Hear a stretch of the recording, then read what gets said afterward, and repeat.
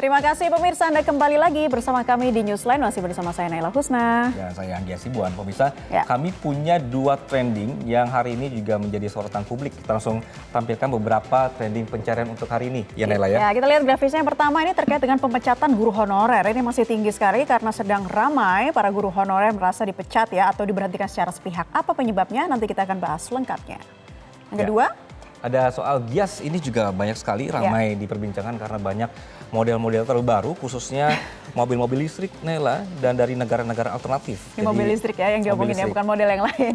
Model-model yang biasanya kan dikuasai oleh pasar Eropa, Jepang. Baik. Nah kali ini ada negara alternatif yang memberikan model-model baru untuk EV ya atau mobil listrik dari Tiongkok. Begitu. Seperti apa nantinya kita lihat di Gias ini akan meningkatkan industri otomotif tanah air. Lebih dari 7.000 pencarian dan langsung saja kita simak rangkaian trending topik berikut ini.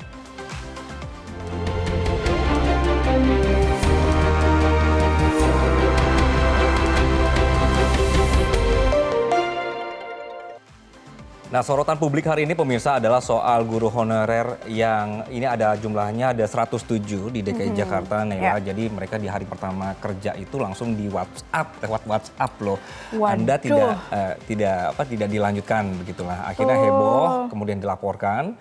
Jadi ini akan kita lihat kembali nih runutan sebenarnya seperti apa sih sehingga mereka ini bisa harus dipecat sepihak begitu. Jadi secara mendadak pemutusan hubungan kerja yang dirasa sepihak ya karena tidak ada pemberitahuan sebelumnya gitu ya dari para guru honorer ini pemirsa dan bertepatan pada tahun ajaran baru. Jadi kalau tahun ajaran baru itu kan harusnya bisa memberikan semangat tersendiri ya bagi para guru honorer dalam mendidik para peserta didik baru, melihat karakter mereka, tapi ternyata mendapat pesan dadakan yang isinya kok seperti ini gitu ya, sedih dan miris tentunya untuk para guru honorer yang menerima pemecatan. Kemudian menurut Kepala Bidang Advokasi Perhimpunan Pendidikan dan Guru atau P2G, pemberhentian mendadak ini terjadi untuk para guru honorer di Jakarta utamanya. Bahkan pemutusan kontrak dilakukan dengan mengisi link cleansing guru honorer yang dikirim kepala sekolah masing-masing seperti itu ya. Oke, bahasa cleansing ini juga jadi masalah Nela karena seperti pengusiran halus, kemudian seperti benda yang bisa diganti dengan gampangnya. Ini juga ramai diperbincangkan ya.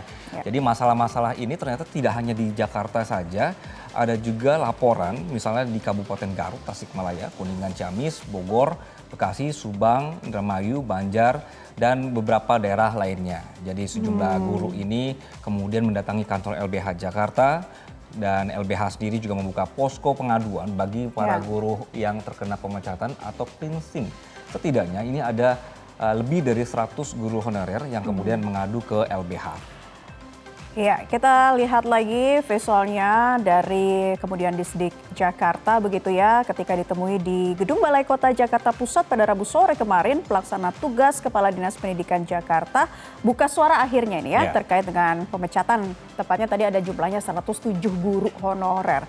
Dinas Pendidikan beralasan jadi ini perkaranya seperti ini kalau kata dari Disdik, guru honorer statusnya tidak terdaftar di data pokok pendidikan atau Dapodik dan tanpa seleksi yang jelas sehingga harus ditertibkan. Nah, padahal ini kan sebenarnya masalah lama begitu ya, dan sebenarnya para kepala sekolah ini memperkerjakan guru honorer ini ada alasannya Anggi, karena jumlah guru yang ternyata memang dibutuhkan begitu ya, jumlah keterbutuhan akan guru begitu. Nah, makanya kepala sekolah kemudian mengangkat atau mempekerjakan para guru honorer ini, namun Disdik berdalih katanya kalau ingin jadi guru honorer itu seharusnya sesuai dengan peraturannya, harus mendapatkan rekomendasi dari dinas dan ini sudah dikatakan sejak 2017 sebenarnya. Ya, tadi saya sempat berdialog dengan Pak Budi ini dari Disdik Nela di program Metro Siang bahwa tadi kan Anda sebutkan ya dari 2017 begitu ya. Kok bisa tidak dipantau sehingga di tahun 2024 ini banyak sekali yang ternyata tadi datanya salah prosedur misalnya. Nah, jawabannya adalah karena dari pihak sekolah sebenarnya sudah diingatkan dan tidak melapor begitu loh. Sehingga ini jadi kayak lempar-lemparan lagi, Nela. Jadi pihak Disdik merasa bahwa mereka sudah jelas ada aturannya, tidak boleh main angkat saja, tidak boleh gaji orang pakai dana bos, harus ada prosedur yang jelas. Dan pihak sekolah pun dengan alasan itu langsung dipecat. Nah, ini kan banyak ya angkanya ya. Jadi ada sekitar 400 sampling, Nela, yang kemudian ini guru-gurunya ini dianggap bahwa ini menyalahi aturan gitu loh. Nah, ternyata jawaban dari Lisdiknya sendiri adalah bahwa ini kelebihan guru. Jadi sekolah-sekolah ini kelebihan guru dan dianggap menjadi honorer. Jadi ini yang perlu menjadi pembenahan bersama ya, Anggi. Karena gini, kalau kata Disdik kelebihan guru, tapi kata kepala sekolah masing-masing nih ya, banyak yang juga berpendapat bahwa kebutuhan akan guru honorer ini memang terus bertambah. Bingung kan jadinya kan, jadi main lempar-lemparan. Jadi ini Kepala Bidang Advokasi Perhimpunan Pendidikan dan juga guru atau P2G Imam Zanatul Hairi menyebut dari 107 guru honorer yang melapor ke LBH pemirsa, 76 dinyatakan sudah masuk dalam Dapodik dan beberapa sudah memiliki nomor unik pendidik dan tenaga kependidikan atau istilahnya adalah NUPTK. Nah, itu 76%-nya ya. Kemudian Iman juga menyebut bahwa Dinas Pendidikan seharusnya dia sudah mendapatkan laporan dari pihak sekolah terkait penggunaan dana BOS untuk membayar gaji guru honorer. Ya. Berdasarkan Permendikbud nomor 62 tahun 2022 yang kemudian direvisi jadi 62 2023 juga ada, di pasal 40 itu disebutkan memang ada 3 persyaratan. Yang pertama masuk Dapodik, yang kedua memiliki NUPTK, yang ketiga tidak menerima tunjangan profesi guru. Otomatis yang guru honorer rata-rata belum menerima sertifikasi. Berarti kan ada 2 pendataan di sini, Dapodik dan NUPTK. Dan ketika kami melakukan survei di 107 korban yang melapor langsung, 76% menyatakan sudah masuk Dapodik. Bahkan di antara mereka ada yang sudah memiliki NUPTK. Jadi pernyataan dari Disdik bahwa sejak tahun berapa ya, 2016 ya, tidak menerbitkan NUPTK, yaitu sebuah kebohongan karena ada yang punya NUPTK guru honorer, dari mana mereka? Berarti kan bertentangan dengan fakta di lapangan kira-kira. Yang dimaksud surat rekomendasinya si Pak Disdik Pak Budi ini berarti udah ada sih Dapodik dan NUPTK ini berarti. Iya, kalau sudah ada NUPTK saya kira itu sudah aman, sudah diakui gitu. Nah, ketika pihak Disdik mengatakan bahwa ini adalah masalah dana BOS dan Dinas Pendidikan tidak mengetahuinya, itu tidak mungkin. Karena dalam pelaporan RKAS dana BOS, sekolah itu melaporkan dana BOS kepada Dinas Pendidikan dan di situ harusnya ada anggaran untuk guru honorer sekian. Masa dia bilang tidak tahu? Oke, dan kita pengen tahu juga tanggapan dari pelaksana tugas Kepala Dinas Pendidikan Jakarta Budi Awaludin yang mengatakan bahwa pemutusan hubungan kerja terhadap guru honorer yang dilakukan ini karena jumlahnya yang sudah berlebih. Ya, Budi sendiri ini mengaku perekrutan guru honorer yang dilakukan kepala sekolah ini tidak koordinasi dengan pihak pendidikan. Dan pada saat itu 2022 ya, kita sampaikan kepada mereka. Dan ternyata dari 2022 sampai sekarang terjadilah penambahan sebanyak hampir ya 4.000 orang seperti itu. Memang di sekolah itu tidak terlalu banyak. Satu sekolah mungkin bisa jadi cuma 1 atau 2, tapi kan pengalinya banyak. Jumlah sekolah kita dari SD sampai SMA, SMK itu sekitar 2.000-an. Nah, jadi semakin banyak lah karena pengalinya banyak, jadi terakumulasi jadi cukup banyak. Sebenarnya dari 2022 sudah ke stop ya, dan 2022 sudah kita ingatkan, sudah tidak lagi jangan melakukan itu, namun terus ternyata tanpa sepengetahuan kita, para guru ya melihat kebutuhannya dan melakukan penambahan ya guru tanpa pengetahuan kita dan jalur yang sudah ada di Pemprov DKI Jakarta.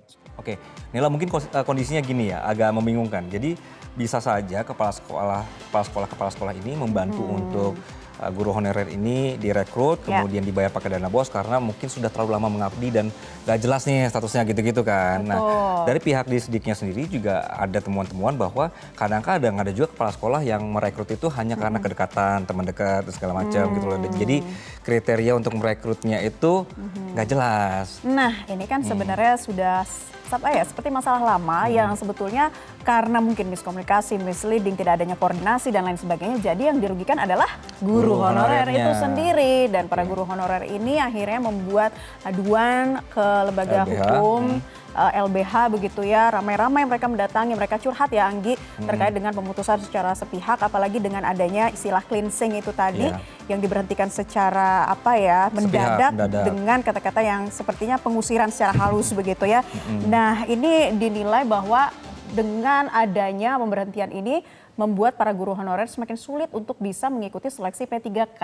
Oke, betul. Nah, informasi dari si Disdiknya sendiri, Nela, jadi kan memang untuk sementara oke lah, solusinya ikut P3K tadi. Ya. Cuma jumlah P3K-nya juga kuotanya terbatas. Kuotanya terbatas, tapi Nggak apakah bisa masih menampung mungkin semuanya. begitu ya mereka Iya. mengikuti kembali seleksi itu? Jika memang sudah tidak menjadi guru honorer, apakah masih mungkin Nah, itu mengikuti dia sih ya. seleksi itu tadi gitu? Apakah masih diberikan kesempatan oleh pihak Disdiknya? Oke, nah pernyataan dari Pak Budi dalam wawancara tadi sih dibilangnya masih di kesempatan, Nela. Ada jalur namanya tadi ya P3K Ya. itu untuk seleksi supaya prosedurnya jelas. Nanti kalau prosedurnya jelas, mereka juga bisa dapat gajinya juga jelas gitu loh. Kalau yang sekarang Ya. karena direkrut sepihak sama sekolah, gajinya pakai dana BOS, jadi ketika dipertanggungjawabkan itu jadinya salah.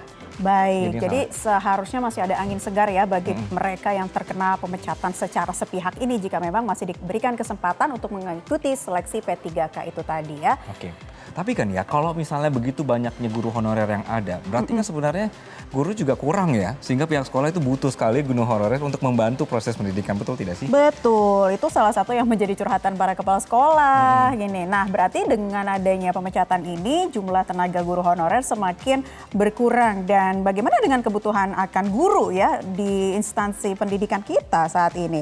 Oke, ada juga informasi bahwa sebenarnya tuh tadi dikatakan kebutuhan guru itu sampai di angka 1,3 juta Nela. Wow. Tapi kuota yang ada dari seleksi P3K-nya itu juga setengahnya juga nggak nyampe. Setengahnya juga nggak nyampe. Wah, jadi persaingan semakin ketat. Apalagi mereka ini juga kan digaji dengan upah yang minimum begitu.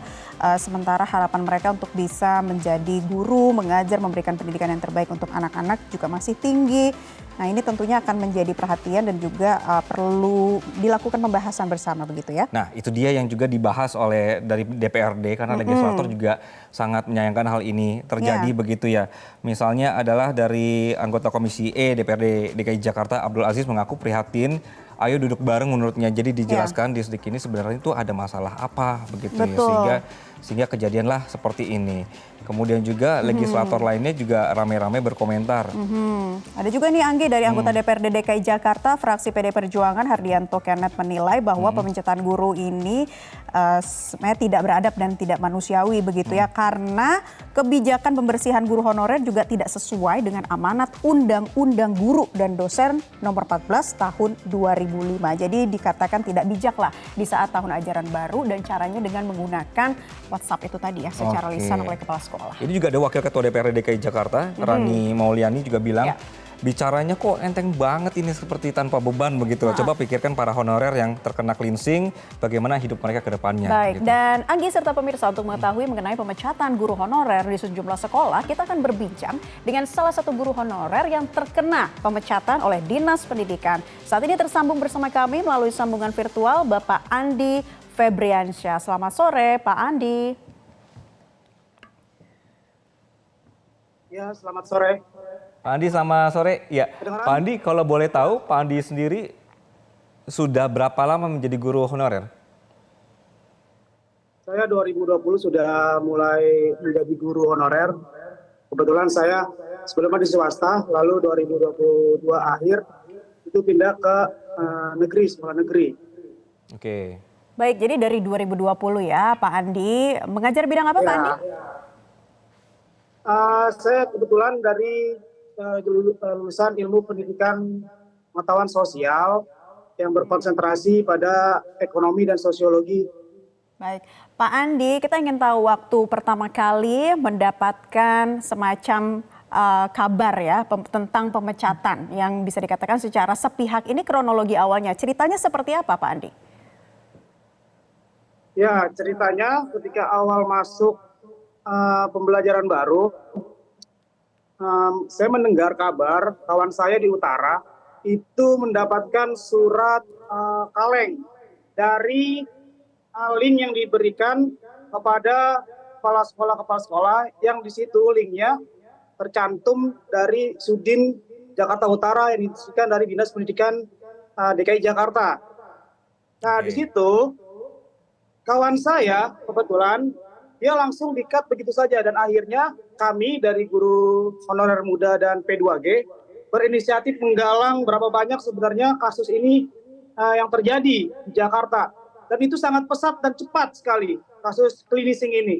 Dan saya pertama sangat kecewa dan marah dengan diksi cleansing ini sangat tidak manusiawi dan diskriminasi sekali untuk para guru honorer di negeri ini.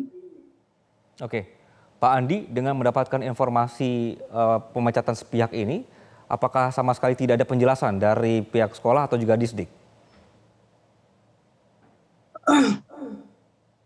Tidak ada, karena informasi yang saya dapat bahwasannya pemecatan ini ataupun yang akan dilaksanakan cleansing itu mengacu juga di berpegangan pada Undang-Undang ASN yang baru, yaitu nomor 20 tahun 2023. Kalau akhir Desember nanti tidak ada lagi di dalam instansi pemerintah honorium itu. Tapi kenapa yang di-cut ini kebanyakan dari sekolah-sekolah negeri yang ada di Jakarta, yang menjadi acuan itu di sekolah negeri guru-guru honorer seperti kami. Dan kita sangat kecewa dan marah lah atas tindakan yang tidak manusiawi ini. Oke. Baik. Nah, Pak Andi kan menjadi salah satu guru honorer yang dipecat gitu ya, dikatakan secara sepihak dengan bahasa cleansing, kemudian melakukan sejumlah aduan kepada LBH bersama dengan teman-teman guru honorer yang memiliki nasib yang sama. Apa yang Anda adukan di sana, suara hati apa yang ingin Anda sampaikan terkait dengan masalah atau peristiwa yang Anda alami saat ini, Pak Andi? Ya, kami akhirnya mendatangi kepada LBH Jakarta untuk berkumpul. Yang pertama kita berkumpul menampung guru-guru yang terkena dampak cleansing ini. Dan akhirnya kita mendapatkan perlindungan dari LBH Jakarta. Dan ini mengacu pada benar kata tadi itu, Undang-Undang Guru dan Dosen nomor 14 tahun 2005. Ini adalah amanat undang-undang yang harusnya menyebutkan guru itu harus diperlakukan secara demokratis, berkeadilan, dan tidak diskriminatif. Ini sangat timbang kebalik dengan situasi yang ada saat ini.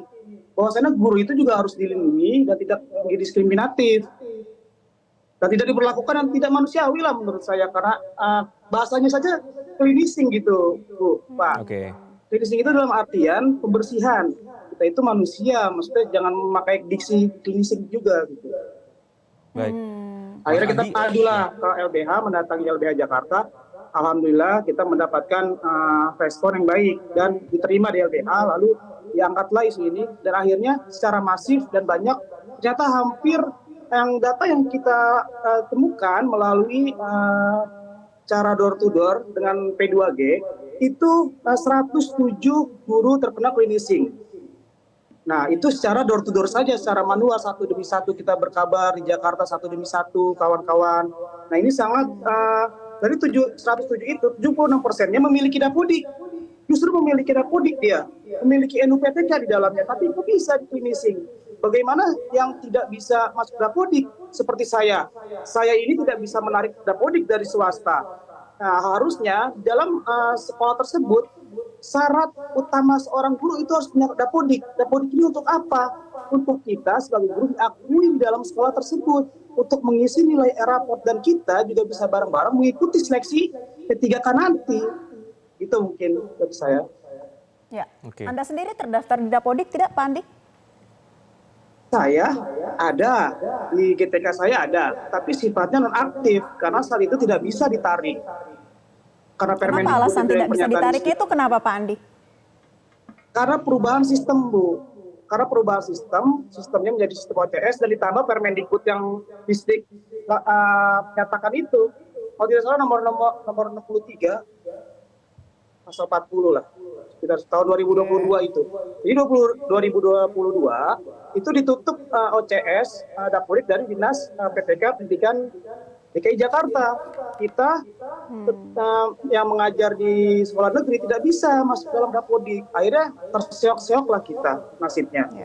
Bahkan kita 2 kali tidak bisa ikut tes P3K. Padahal kan itu dapodik adalah syarat saya dan kawan-kawan yang belum bisa masuk dapodik sekolah. Syarat kita diakui kalau kita sebagai guru di sekolah tersebut. Ya. Baik. Anda merasa dipersulit, Mas, pengurusan soal dapodik tadi? Ya, betul. Saya sudah sebelum isu ini naik, bulan Juni saya sudah ke dinas, ketemu orang PTK-nya. Lalu saya ke Sudin menanyakan hal ini. Dan jawaban mereka sangat mudah gitu. Yaudah kamu daftar saja di sekolah swasta lagi katanya. Sedangkan tidak semudah itu kita pindah ke swasta. Kita hanya menuntut hak kita bahwa kita diakui sebagai guru di sekolah tersebut. Oke, yang menjawab tadi siapa Mas dari Disdik? Saya tidak bisa sebutkan namanya Oke. karena ya. Ya. Oke. Baik, Mas, Pak Andi, ini kan tadi Anda katakan bahwa pengurusan Dapodik aja sudah rumit gitu. Itu juga yang menyebabkan keterhambatan Anda dalam mendaftar P3K seperti itu ya. Tapi tadi sempat dikonfirmasi juga oleh rekan kami ya Anggi, ketika wawancara dengan pihak Disdik begitu dikatakan bahwa para guru honorer yang terkena pemecatan ini masih bisa untuk mendaftarkan seleksi P3K. Seperti apa tanggapan Anda? Informasi yang Anda dapatkan ini juga bagaimana? Itu normatif saja jawabannya menurut saya. Karena kawan saya saja yang sudah punya Dapodik, yang sudah punya NUPTK, itu ditendang, diusir hari itu juga.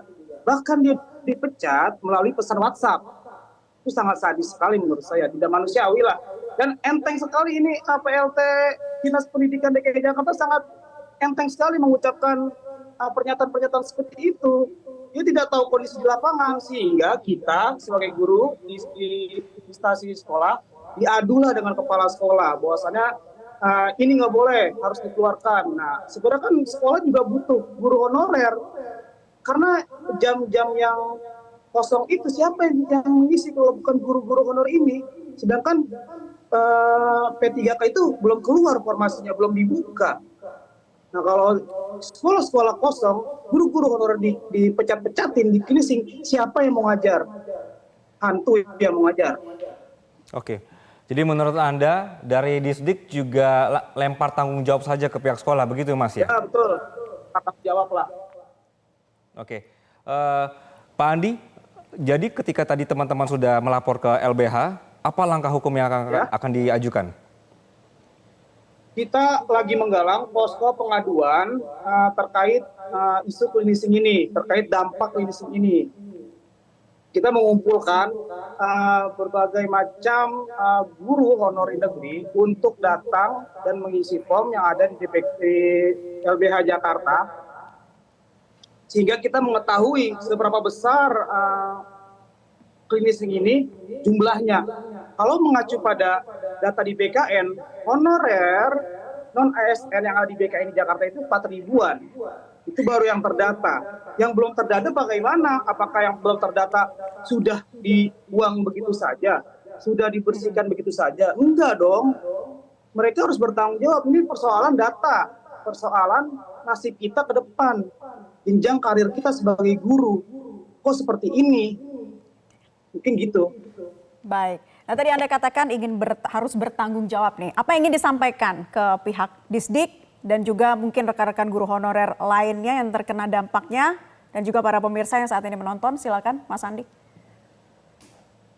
Untuk Dinas Pendidikan DKI Jakarta, tolong dirapikan pendataan guru honorer khususnya di sekolah negeri dan dibuka Dapodik itu sehingga kita dapat diakui di sekolah-sekolah negeri dan bisa mengikuti tes P3K tahun ini. Dan juga kembalikan kawan-kawan saya yang sudah dikeluarkan secara sepihak dan secara paksa.